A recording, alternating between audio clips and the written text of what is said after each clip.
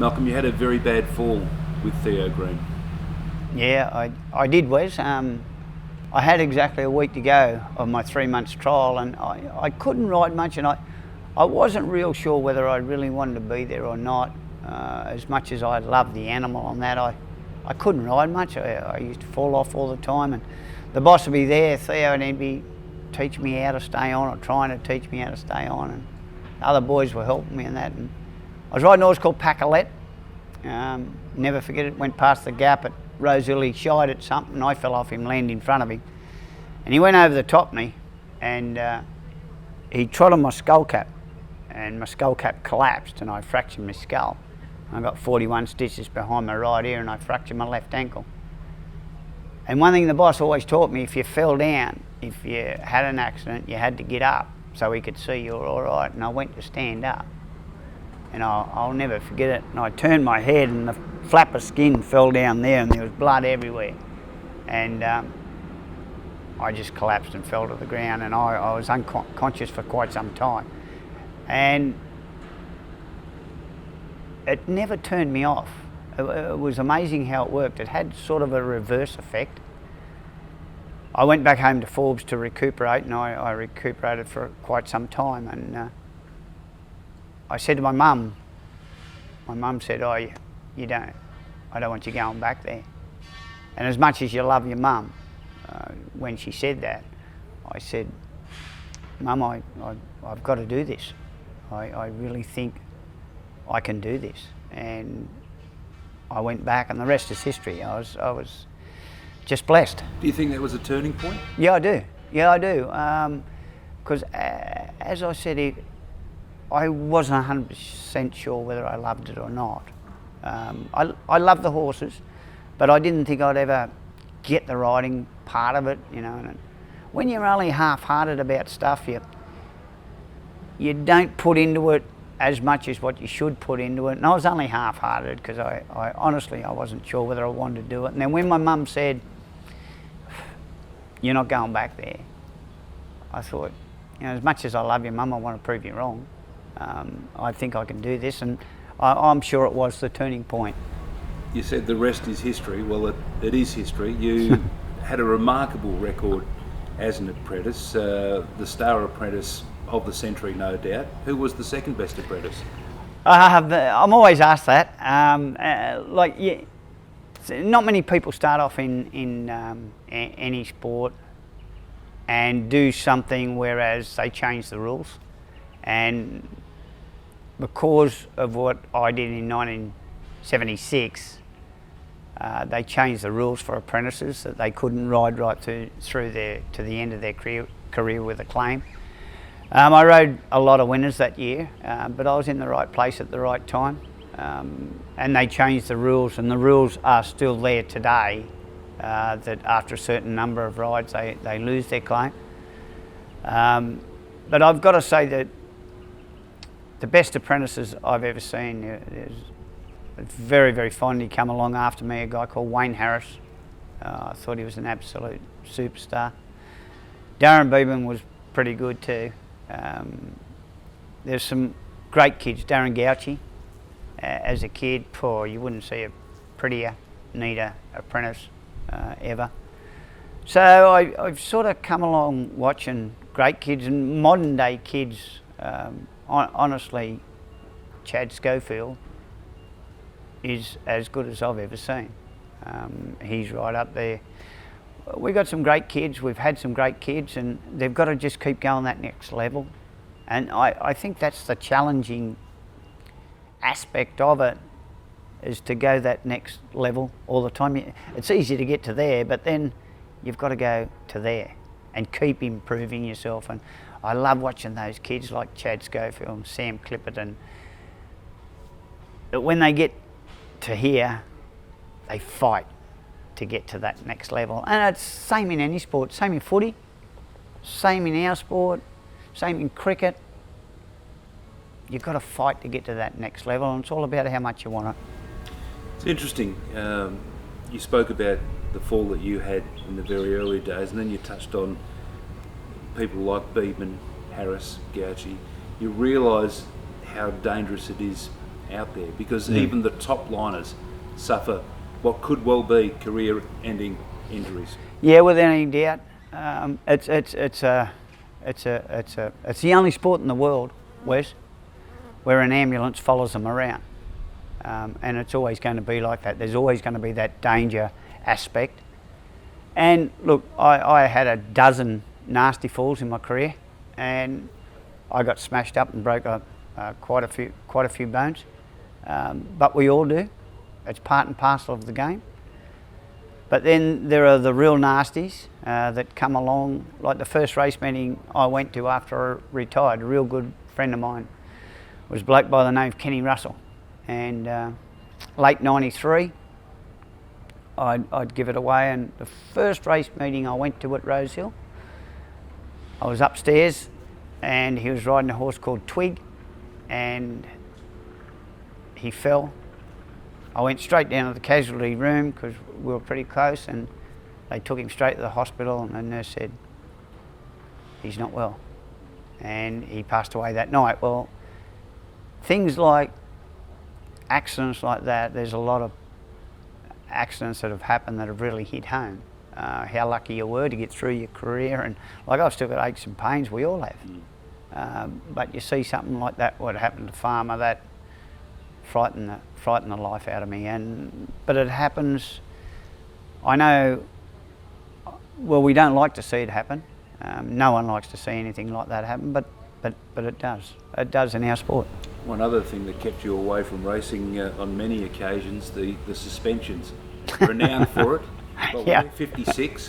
Yeah. And you've said in the past that you're a bit unlucky in 52 of them. I still maintain on 52 occasions I was a victim of circumstances. That's what I tell everyone. But look, it's not a record I'm proud of, but I wouldn't change anything. That was the nature of the beast with me. I was very aggressive rider. I was very competitive, and my job was to ride winners. And I never, ever once set out there to hurt anyone. But being as aggressive as what I was, you tread a very fine line out there. And sometimes to get the result, you've just got to step over that line, and 56 times I got caught. Gee, there would have been some good stoushes in the stewards' room. Oh, there was quite a few.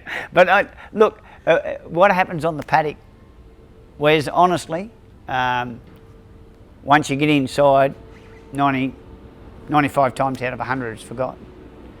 There was always a square up factor. Like Ronnie Quinton had a memory like an elephant. And if I tightened him up and flattened him, and Ronnie and I had some great stoushes over the years. He was a great jockey. But if I'd flatten him, I'd come in and say, sorry mate, blah, blah, blah, it was hanging in, or whatever. And he'd say, good as gold, Miracle, I owe you one. And then about 3 or 4 months later, he'd tighten me up and he'd say, remember back in January on the 12th when you tightened me up on such. He had a memory like an elephant, and fair's fair in love and war. I just hold my hands up and say, oh well, that happens. The square up was always there. Exactly. Yeah. So you rode, just touching on Ronnie Quinton, you would have rode in an era where you look back now and some of the jockeys that you rode against. Yeah. And we touched on it earlier, especially here in WA with the likes of Roy Higgins coming across.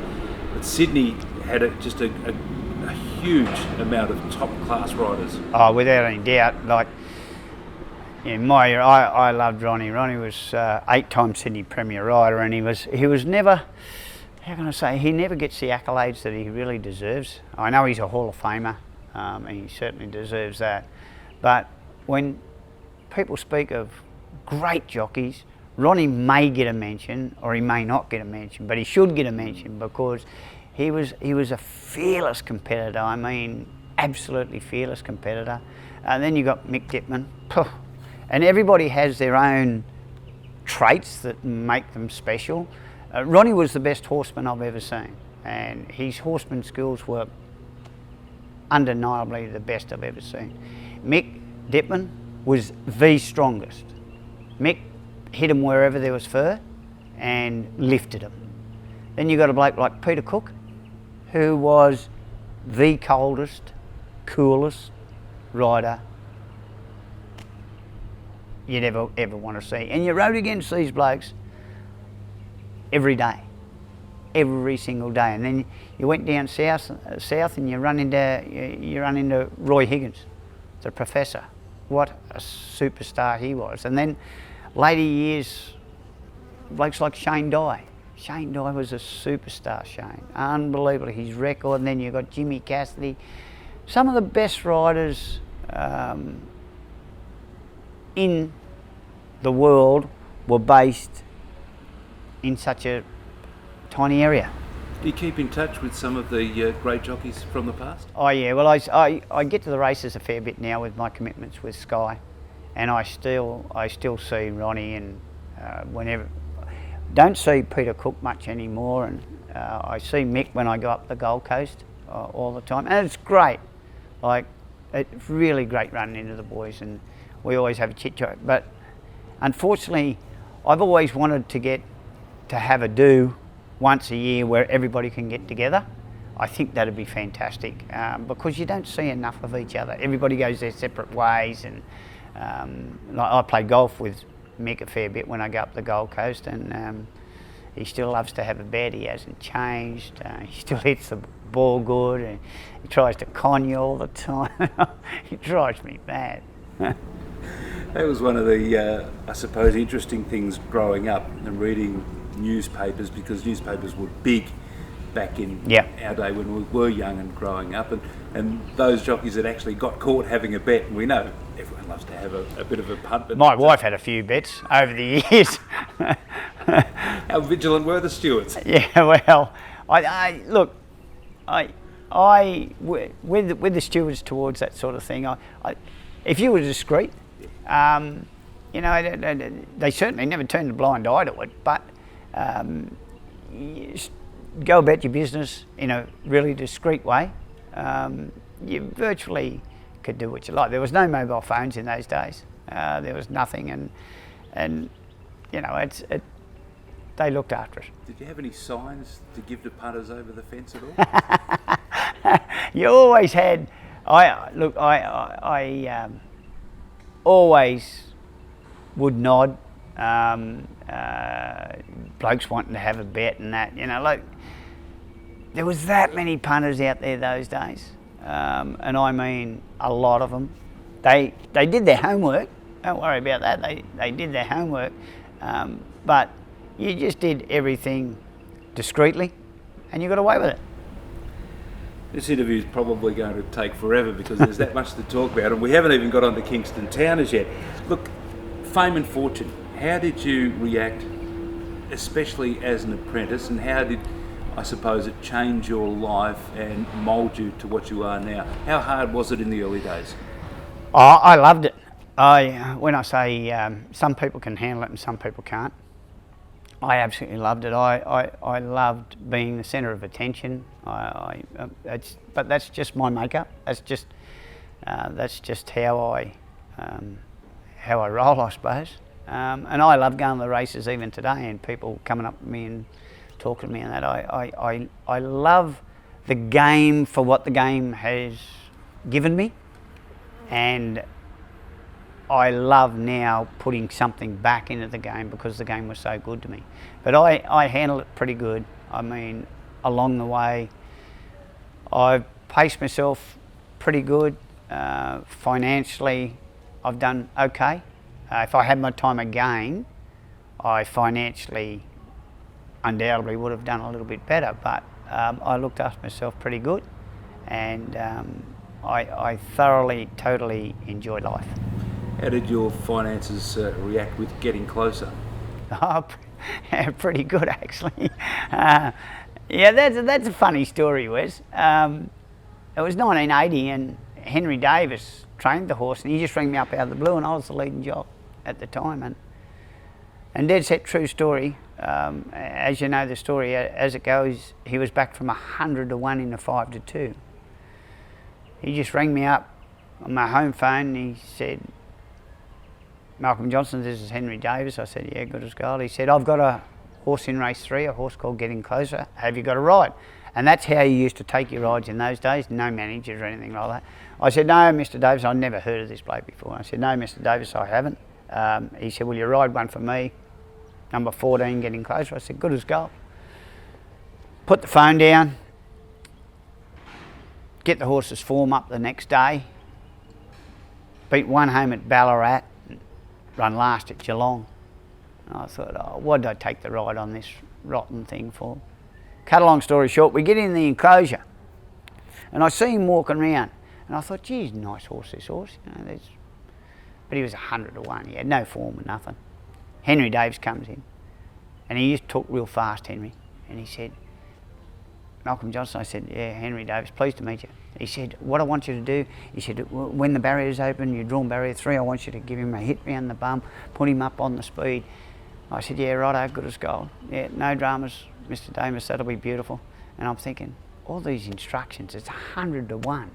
You know, it's get on him. Really, really strong horse, nice horse. Walking around the enclosure, out we go. I look over at the tote board, 100 to 1. Canter him around, and he felt a really nice horse, and I thought, geez, this horse is a nice horse for 100 to 1 shot. Put him in the barriers, in they go, there's about 14 runners. Drew barrier 3, barriers open, and I went whack, put him straight up on the speed, outside the leader. And I thought, now they'll be happy.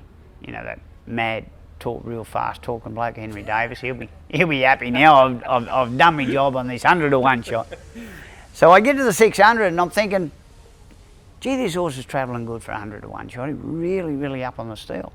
But I said, oh, you'll drop off in a minute. Get to the corner, travelling. He's travelling really good for 100 to 1 shot. As soon as I kick him in the guts, he'll no good. Well, straightened up, I kicked him in the guts and he went, shoo, 1 by 5. And I thought, gee whiz, he's a pretty smart bloke, that Henry Davis, you know, he knew what he was talking about, this 100 to 1 shot. I bring him back to the enclosure and I'll never forget it. I looked over at the tote and he was number 14. And I looked up at the tote and he was $3.20. And I looked down at my number because I thought I must have had the wrong number on the way out. I must have stuffed up somewhere.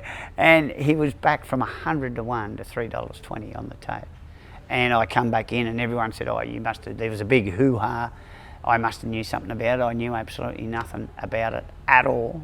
I got home that night and a true story, Mark Reed rang me and said, I've got a present for you. And I said, oh, you beauty. So he said, can you be, I lived half an hour away from where he was. He said, can you be here in 15 minutes? I said, yes, without any doubt. And I flew there and it was said he took $1 million out of the ring. $1 million. And he gave me a present of $10,000, which was a lot of money in those days. I paid tax on it. Which was handy, but I absolutely knew absolutely nothing about it, and it was the best coup of all times, and it still remains probably the greatest plunge of all times. But in saying that, the horse was a Group 1 horse. He was in a maiden at Canterbury, midweek at Canterbury, and it was the best kept secret ever. They didn't even tell the jock.